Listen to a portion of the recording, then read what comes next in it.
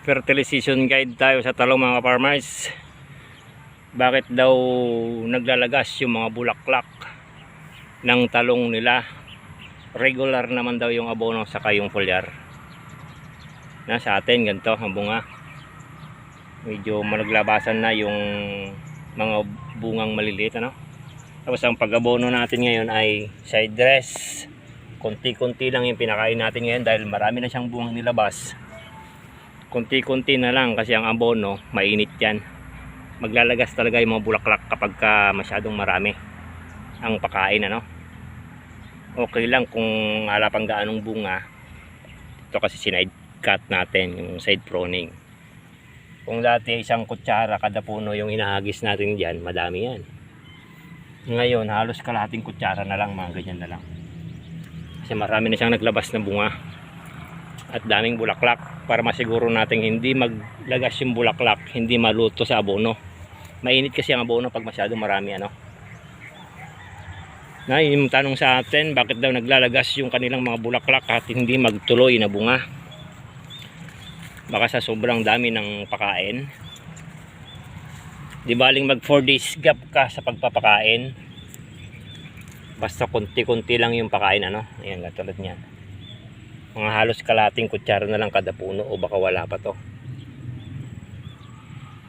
Pero ang interval days natin ay nag 4 to 5 days tayo yung interval. Di baling malimit yung pag abono natin, medyo madalas. Masiguro lang na hindi maglagas ang bulaklak. Mainit ang masyado yung abonong marami, ano? Lalo na pag gantong flowering stage at maliliit na yung mga bungang lumalabas, maglalagas talaga yan, no? Tips lang natin para hindi maglagas yung mga bulaklak.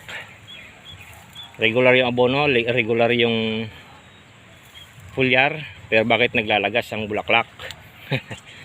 Yung kasing pakain natin minsan masyadong marami yung nilalagay natin na abono, naluluto yung mga nabibigla yung mga bulaklak natin, kaya naglalagas.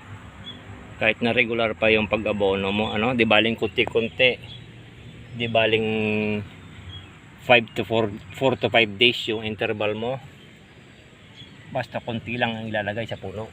Huwag masyadong marami kasi maglagas talaga yan. Para dun sa ating mga farmers na bulaklak ng bulaklak yung kanilang talong, pero bakit hindi nagtutuloy na maging ganyan?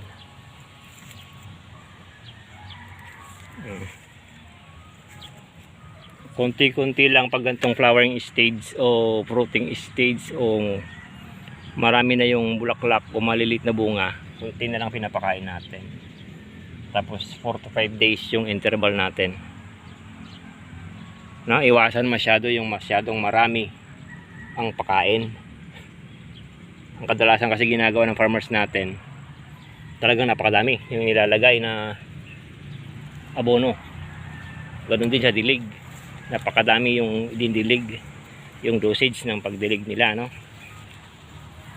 Selection harvest ang ginawa natin dito kahapon kasi may mga maliliit na malalaki ng bunga kahapon, pinitas natin.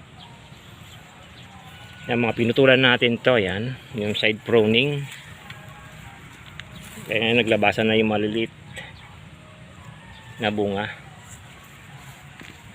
Konti-konti lang yung pakain every 4 days para siguradong hindi malaglag yung mga bulaklak na maliliit para magtuloy. Thank you.